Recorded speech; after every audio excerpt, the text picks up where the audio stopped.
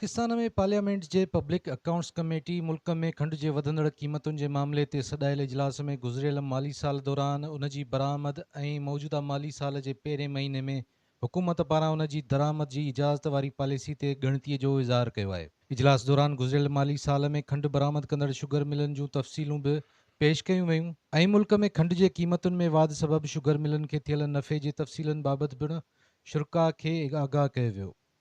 कमेटीअ जे chairman Junaid Akbar ऐं ॿियनि मेंबरनि शुगर मिलनि जे मालिकनि जा नाला पिणु तलब कया, पर हुकूमती इदारनि पारां इन हवाले सां को बि इत्मिनान बख़्श जवाबु न ॾिनो वियो। पाकिस्तान में गुज़िरियल कुझु महीननि दौरान खंड जी क़ीमतुनि में नुमाया वाधि रिकॉर्ड कई वई आहे। इन वाध जो सबबु मुल्क मां खंड जी बरामद खे करार ॾिनो वियो आहे,